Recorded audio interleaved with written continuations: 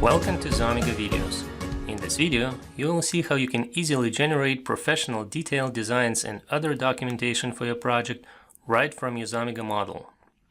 First, let's quickly review what is a Xomega model and what you can use it for.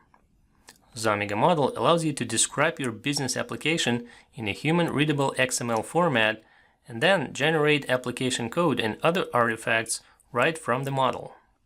Specifically, you can model your domain business objects, aggregates, and implicit relationships between them using logical types that are also defined in the model. You can also describe your static data in the model in a very generic and flexible way. And some static values may have very significant business meaning, such as the possible values of an order status.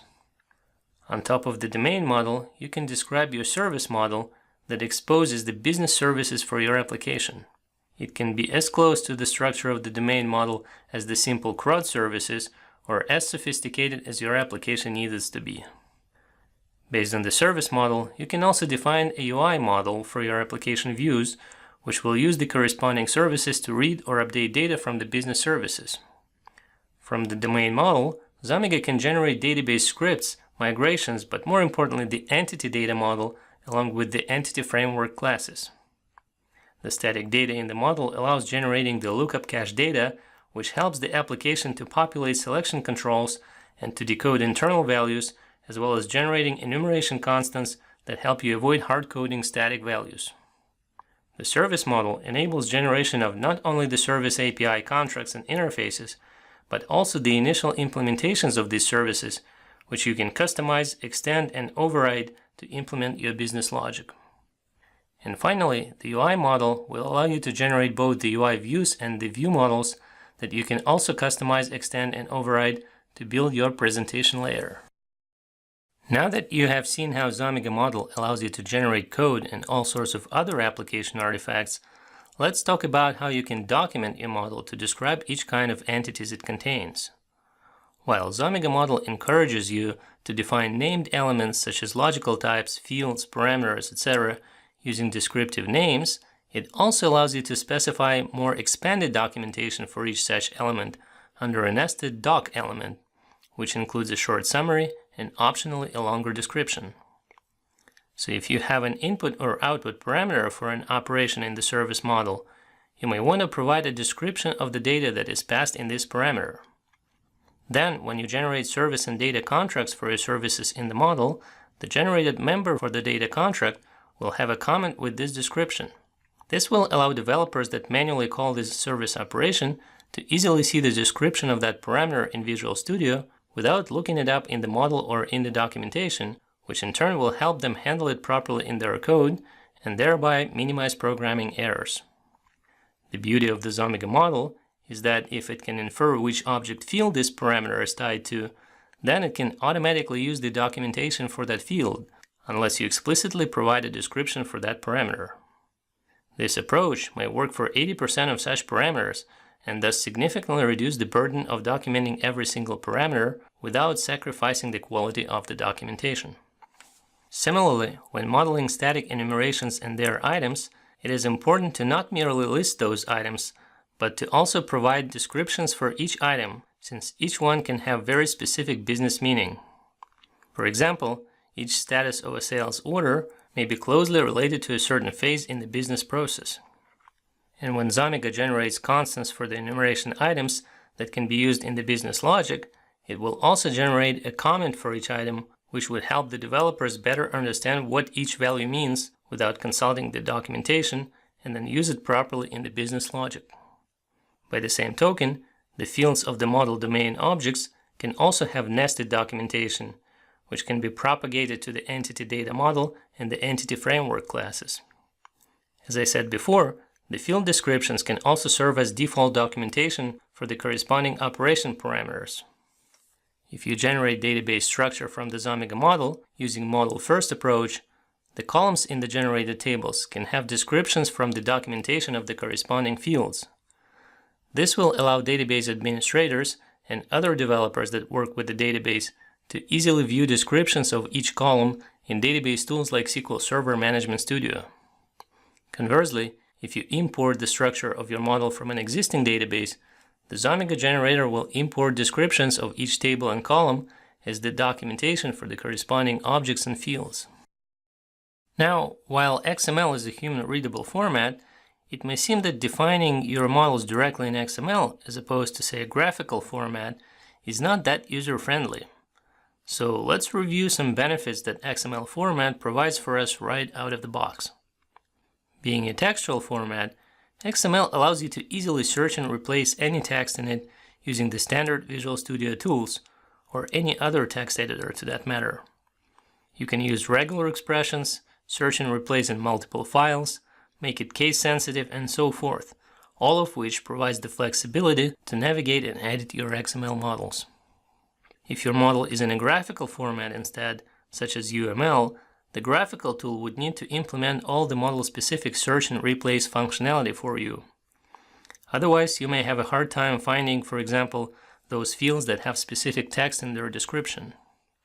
The same arguments apply to the version control of the XML-based models. You can use standard tools for diffing and merging changes, which will help with change management or team collaboration. To make diffing and merging easier, you just need to make sure that you keep your XML model properly organized, with its elements stored in some logical or alphabetical order. With a graphical model again, you'd need your graphical tool to provide the diffing and merging capability for a specific model, since you won't be able to use the standard tools. Finally, with the XML being industry standard, there exist a lot of tools, including Visual Studio itself, that can help you collapse certain sections, use XPath to search and retrieve data, and so on. The Xomega editor enhances the XML editor with better outlining, collapsing to model definitions, model validations, and navigation between the entities. This makes editing and navigating Xomega models in Visual Studio just a breeze. But how would somebody be able to easily review the model structure along with the descriptions of each element? Reading the raw XML with all the different XML configuration tags would be pretty depressing in this case. And even if you collapse all model elements to definitions in Visual Studio, then having to expand every single element to read its description would be not much better either. This brings us exactly to the topic of the current video. Imagine that you have created your domain model in Xomega and properly documented all the domain objects, fields, types, and enumerations. Now, let's say you want to have it all reviewed by an enterprise architect, DBA, or other stakeholders. Would you just send them your Xomega model project and have them review it in the Visual Studio? That doesn't sound like a good idea. What Xomega allows you to do is to generate a professional detailed design document for your domain model. You can customize the look and feel in both the static and dynamic content of the generated document to make it conform to your company standards. The generated content of the document is presented in an expanded fashion in order to show all the relevant information in the same place. For example, if a field is tied to a certain enumeration, the field description will also list the possible values for that field. This will minimize the need to jump around the document to get the full picture, perhaps at the cost of some redundancy in the document. Once you generate such a domain model design document, you can publish it or send it out to all stakeholders for review. It can also serve as documentation for onboarding new team members who need to become familiar with the system. Similarly, you can define and document your static data in the Xomega model, but what if you need to have it reviewed by the business users to make sure it has the proper values? Just like with the domain model, Xomega allows you to generate a detailed design document for the static data. You can customize the content and the style of the generated document, and it will also contain expanded detailed information for each enumeration and its items. The business users will be able to review the generated document then, instead of the raw XML files with the static data. Now, after you craft the structure of your business services in the Xomega model and add proper documentation for each service operation and its input and output parameters, you may also need to share it with other developers, including from other teams that need to call your services either for a client application or to integrate them with other systems. As you might have already guessed, Xomega allows you to generate a professional and customizable detailed design document for a service model. which you can share with other developers as the documentation for your services API. This may be especially valuable with the REST APIs, where you cannot simply publish a WSDL like you do with SOAP services. So let's see how you can generate these detailed design documents from a Xomega model and then customize their style and content to follow your company standards.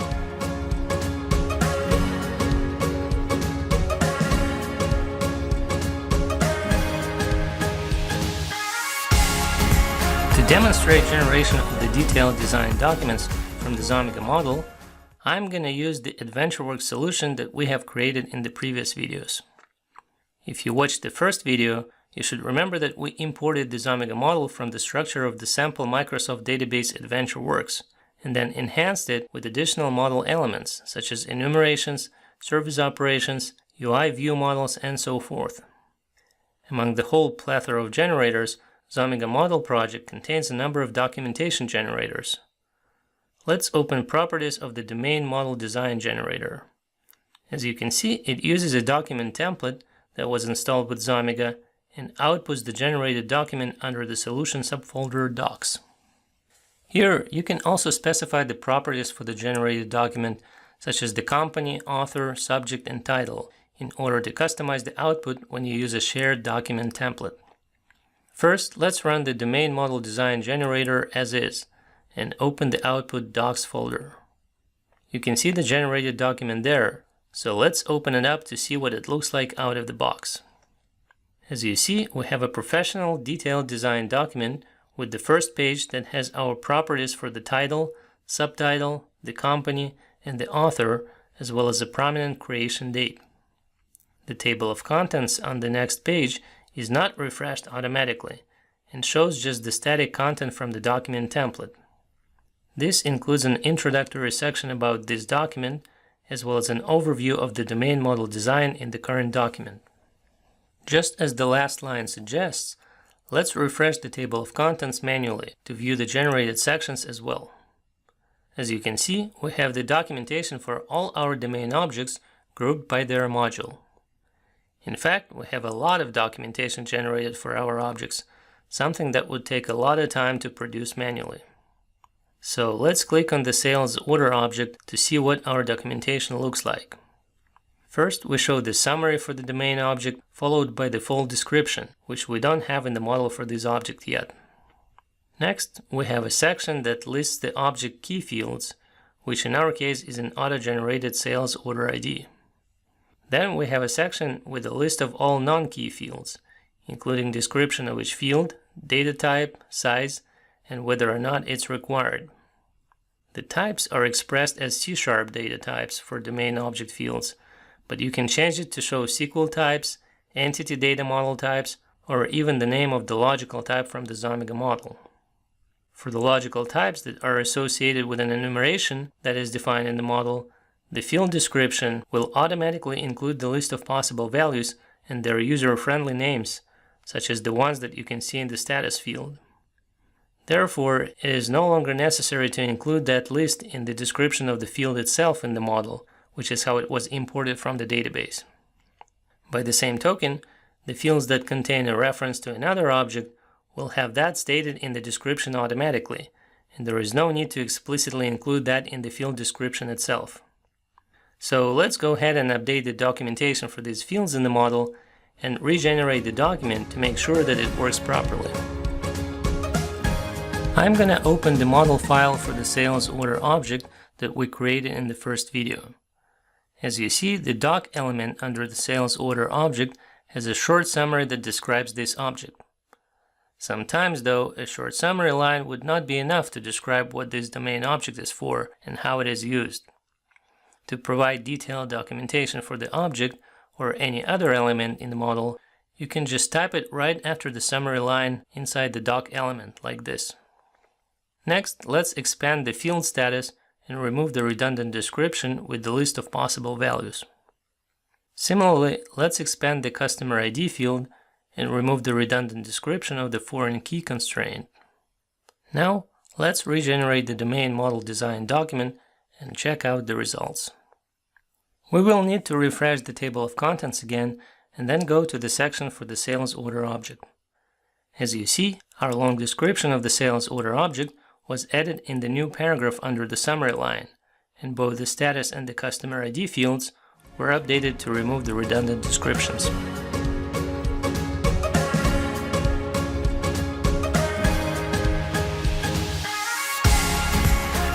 Now that we have seen how to easily generate a detailed design document for your domain model, let's see how we can also generate a design document for the static data that is defined in the model. Xomega provides a simple but very powerful way to describe your static data by defining an enumeration with its list of items where each item has an internal value, a user-friendly name, and an arbitrary number of additional attributes. The list of such attributes is specified under the Properties element. For example, for each operator in the enumeration operators that is provided with the framework, you can specify its sort order in the selection lists, the number of additional criteria it requires, whether it applies to multi-value or single-value criteria, the types of criteria that it applies or doesn't apply to, and whether or not the operator is a null check. To indicate that we can set multiple types, we set the multi-value attribute to true on those properties. So you can see that the isBetween operator requires two additional single-value properties to hold the from and to criteria, and only applies to numeric or date-time criteria. Each enumeration item can have a summary description and a long detailed description. The same documentation is also available for the definition of each additional property. You can also make an enumeration that extends another enumeration and then adds, removes, or overrides any of its items or properties. This could be extremely useful to avoid duplicating enumeration items when you have two or more enumerations with similar but not quite the same lists of items. For example, imagine that we want to define a list of operators that apply specifically to prices. We'll want to exclude the operators that apply to other types, like date, time, or strings, and replace the free-form isBetween operator with more specific predefined ranges for low, medium, and high prices. So let's paste the price operators enumeration and take a close look at it. We made it extend the operators enumeration by specifying it in the base attribute. Since we know that it only applies to the money type, we remove the unnecessary properties type and exclude type using the override action attribute set to delete. In the same manner, we delete the earlier than and later than operators related to dates and times, the contains and doesn't contain operators related to strings, as well as the isBetween operator. Instead of the latter, we are adding three additional operators that we call budget, average, and luxury for the low, medium, and high price ranges respectively. While enumeration inheritance can help you make your model clean and concise, the generators that use static data will expand all enumerations so that you would see the final merged list without having to look at multiple enumerations to be able to see the full picture.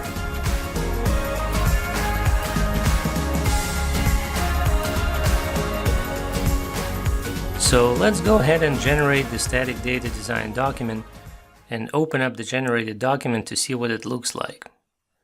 As you see, it uses the same style as the domain model design document with the title page and the table of contents, which starts with an introduction chapter about the current document and the overview of the static data architecture. As we did before, let's update the table of contents to view the generated sections as well. Since we have not defined too many enumerations yet, the document mostly has enumerations defined in the framework module, including our list of price operators. Let's check out the generated documentation for the default operators enumeration. As usual, it starts with the summary line, followed by the long description of the enumeration. Next goes a list of properties defined in the model for this enumeration, along with their full descriptions. Those also include generated text, such as whether or not the property allows specifying multiple values, what is the default value if the property is not specified, and so on.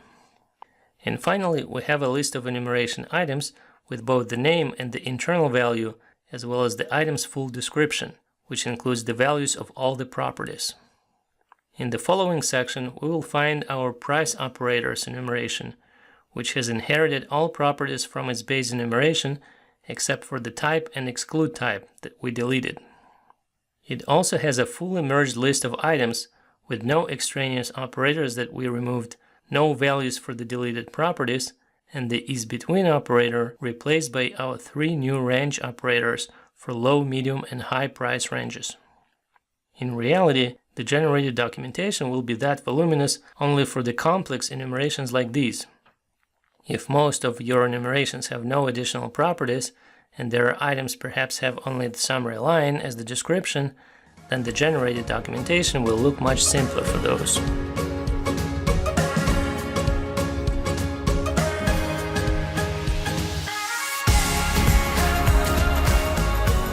Now let's move on to some more advanced topics and see how we can generate a service model design document and customize both the style and the content of the generated document. As with the other document generators, our generator uses a document template that was provided with the Xomega installation. I'm going to copy the path to the template and open up the template document. Looking at the default table of contents, we can see that in addition to the introduction section, it contains overviews of all possible service architectures supported by Xomega, from a single page application to a client-server desktop application. While we did implement all of those architectures in our solution, you generally use just one of these architectures, so we'll need to remove the irrelevant sections.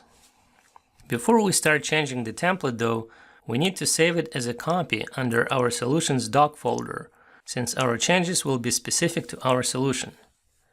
Given that our latest implementation used single-page application architecture, that's the one we're going to leave in.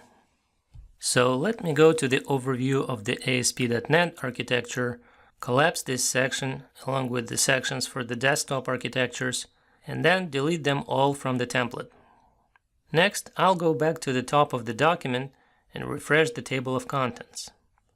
As you can see, the overview sections of the services architecture contains now only the SPA section. This is how you can also add your own introductory static content for your solution, in addition to updating the default content from the template. Similarly, you can change the style of the document to match your company standards if you don't like the default style. For example, I'll go ahead and change the style to use the Office theme instead, and then save the template. Now let's close the document and open up the properties of the service model design generator. We need to change the template path to where we saved our solution-specific template. Notice that the generated document will be in the same folder, but will have design at the end. So let's run the generator with the new template and then go to our docs folder and open up the generated document. As expected, it uses the new Office theme now and has an overview for the SPA architecture only. Let me refresh the table of contents to see the generated sections for our services. You can see that the services are neatly grouped by their module, and each service lists all the operations defined on its object. Let's review the generated documentation for the read operation of the sales order service. The summary and the long description of the service come from the doc element under the object's operations element in the model, and the description of each operation comes from the doc element of that operation. After the operation description, we have two subsections, one for the operations input structure and another one for the operations output structure. As with the domain model, the types of the parameters are expressed as C# types. The description of each input or output parameter comes either from the doc element of that parameter, if specified in the model, or from the documentation of the corresponding object field where available. If parameter's type is associated with an enumeration, the list of possible values and their user-friendly names will also be included in the description of the parameter, in order to provide the reader with all the needed information in the same place. For the same reason, any referenced nested structures will be expanded with their parameters as well, and indented out for better readability. This way, other developers or reviewers can have the full picture about your service operation right at their fingertips, which could help them invoke those operations correctly, thereby minimizing any integration or communication issues. Bear in mind that the generated content for the operations documentation is all based on the default template. While it allows you to create professional documentation with little to no effort right out of the box, what if you need to change the way the content is generated or have additional documentation generated? So let's close this document and see how you can customize this dynamically generated content to tailor it to your specific needs.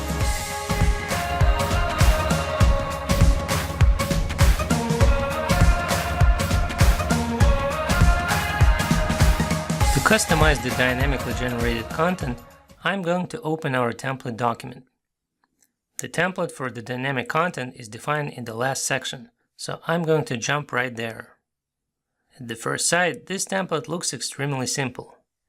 Anything that is repeated, such as entire sections for modules, services, and operations, or rows in the tables, is listed exactly once here and contains the template for the repeating content.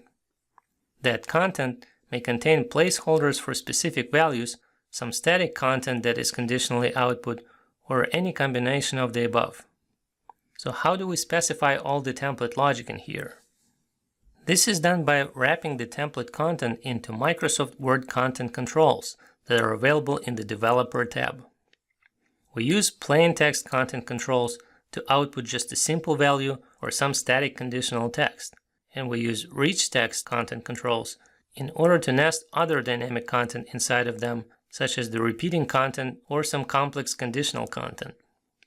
So the topmost content control is a rich text control, which contains all the other inner controls and text.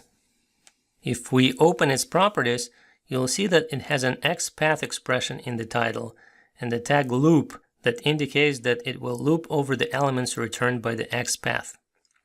The latter is using the context variable to refer to the current context node, which in our case is the root node, and then selects all modules in the model that have any objects with operations defined. With the XPath being in the title, it's pretty easy to see it right in the document, even without opening the properties of the content control. For the namespaces, you can use the same prefixes as defined in the model. To output specific values, such as the operation name, you specify the val as the tag.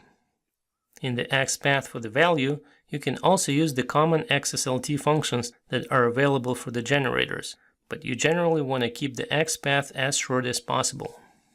The placeholder text in the content control will be completely replaced by the actual value from the XPath, but you want to make it descriptive of what will go in there on one hand and keep it roughly the same length as the actual content on the other hand, in order to better visualize the layout of the resulting content.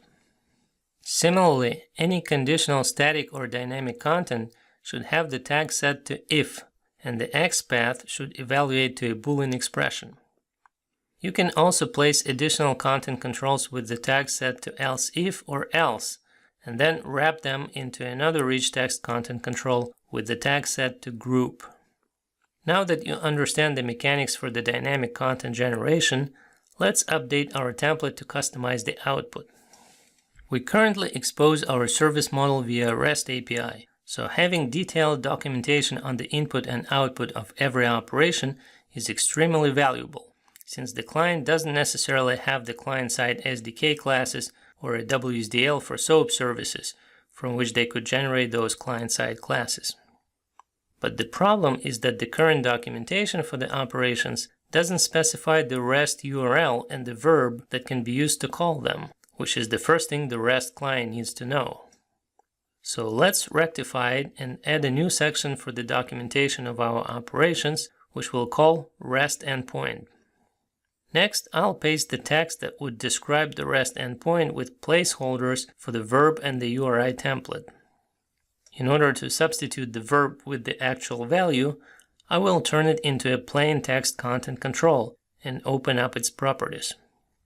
I will set the title to the XPath for the verb attribute on the operations REST method configuration and will set the tag to val.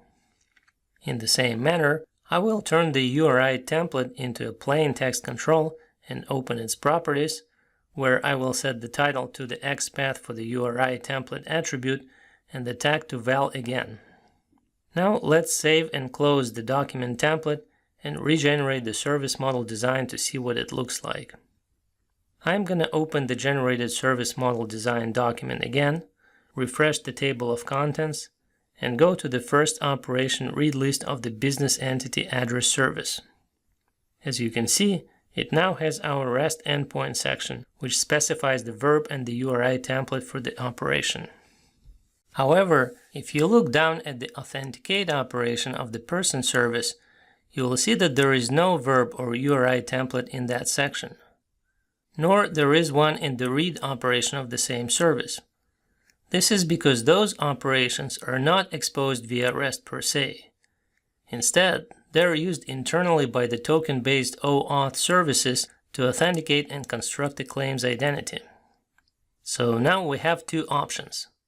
If our service model design document is intended for external use only and needs to document only the operations that are exposed via REST, then we should update the XPath expressions for our sections to exclude operations and services that have no REST methods defined.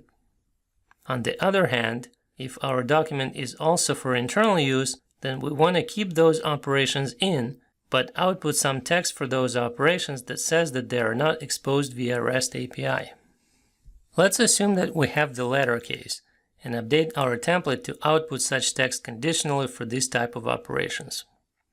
First of all, let me just add a paragraph to our new section that says that this operation is not accessible via REST API. Next, I will select the previous two lines, go to the Developer tab, wrap them into Rich Text Content Control, and then select that control and open up its properties. Here, I will set the tag to the if operator and enter the XPath in the title, which will evaluate to true only if the operation has a REST method defined. Similarly, I will select our new line and wrap it into a plain text content control. In the properties of the content control, I will set the tag to the else operator and leave the title blank. Finally, I will select both of these content controls and will wrap them into another rich text content control, where in the properties, I will set the tag to the word group in order to group the if and the else operators into one conditional construct. Now let's save and close the document template, go back to Visual Studio and regenerate the service model design document. If I open the generated document now, update table of contents, and go to the person service, you'll see that the authenticate operation has our proper text that says it's not accessible via REST. At the same time, operations that do have a REST endpoint will still show the proper verb and the URI template in that section. So with such a full control over the style and the content of the generated document, you can instantly create professional detailed design documents from your Xomega models that are perfectly tailored to a target audience and follow your company documentation standards.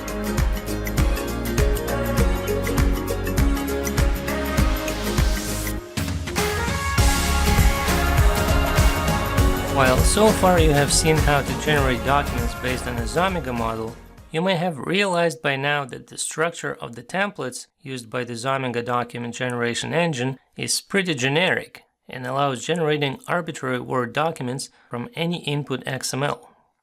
If that XML comes from a SQL query, then you can feed it to your document template and generate any custom report from your database data this way. For example, if your static data is not defined in the Xomega model, but is instead stored in the database, you can generate the static data design document right from the database. To support creating such custom database reports, Xomega provides a special generator SQL XML report, where you can specify the database connection and the SQL query that returns XML, in addition to all the other standard properties for documentation generators. To demonstrate how to use this generator, I'm going to create a report from our AdventureWorks database for total product sales over a certain time period, broken down by individual product and grouped by product category and subcategory. So let me clone this generator and rename it to TPS Report for our total product sales report. We will start by opening the connection to our AdventureWorks database and creating a new SQL query that will supply the data for our total product sales report. I'm going to use a very straightforward SQL query that selects from all sales order line items for orders placed in 2014, groups them by the product category, subcategory, and the product name, and calculates the total product quantity and total sales for each group. If I execute this query now, you'll see the names of the category, subcategory, and product, as well as the calculated totals. Now we just need to turn it into hierarchical XML, where the categories, subcategories, and products are nested within each other and also have subtotals for each category and subcategory. I will give our original SQL query an alias TPS so that we could reuse it, and then add the part of the query that constructs XML from this data using the required format. We will output subtotals into the total attribute of each nested element using the currency format, and the names of the product, subcategory, or category into the name attributes respectively. So let me execute the query again and open up the resulting XML to show you what's happening. As you see, it has the exact structure that we need for our TPS report, with categories, subcategories, and products, including their totals and subtotals for the year. Yeah, if we could go ahead and create a template now, such that we could generate nice looking reports from this data with proper cover sheets, that would be great.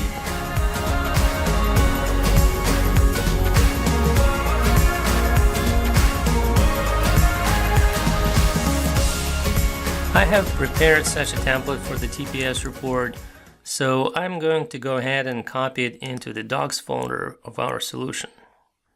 Let's open it up and review what it looks like. As you can see, it has the appropriate cover sheet with the title and the report period, which is passed to it as the subject document property.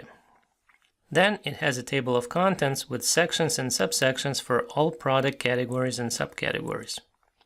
The first section just shows the total sales for the entire period.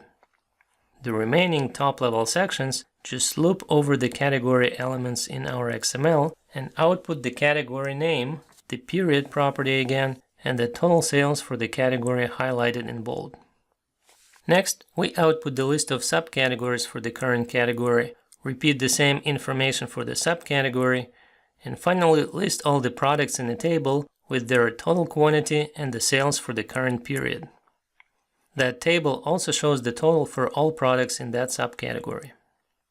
Now that we have all the ducks in a row, we just need to set up our TPS report generator and then go ahead and run it. I'm going to select the SQL query that generates our XML data from the database and paste it into the corresponding property of our generator. Then I will enter the path to our document template under the docs folder. I will copy that to the output path as well, but will add 2014 to the generated document file. I will also set 2014 as the subject, which will populate the period property in the template. And that's all there is to it. Let's go ahead and run the report and then review the generated document. As before, we need to update the table of contents field. Now it shows all our categories and subcategories. The first section shows the total product sales, and each category and subcategory also show the subtotals. Then you have the totals for each product within the subcategory, as well as their total in the summary row. So now you've seen that not only can you generate professional technical documentation from the Xomega model, but you can also use the custom Xomega document generators as a generic reporting engine and easily generate any database-driven reports.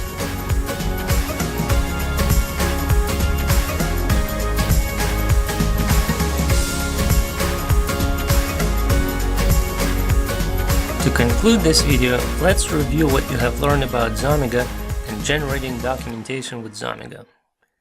You have seen how Xomega model contains different types of models, such as domain models, service models, UI models, and static data, from which you can generate code and other types of application artifacts.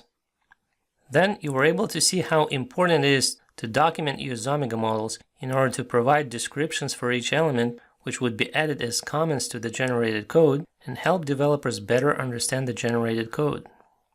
Once you have your model properly documented, you'd be able to generate professional technical design documents from the model, which you can send out for review to the stakeholders or keep them with your project documentation to help any new team members. Given that you can regenerate them from the model at any point, you will never have to worry about those documents being out of date. As you learn how to customize both style and the content of the generated documents to tailor them to a target audience and to follow the corporate documentation standards, you may have realized that Xomega document generators can also be used as a generic engine to generate any reports based on XML data, including data coming from a database. You were able to see an example of how to generate a custom product sales report from our sample database. So go ahead and download Xomega and order a license on our website to try it out on your own. We love your feedback, so be sure to let us know on our forum or via email how it all works for you and whether you have any questions, issues, or perhaps future suggestions. I hope you enjoyed this video and we're looking forward to hearing from you soon.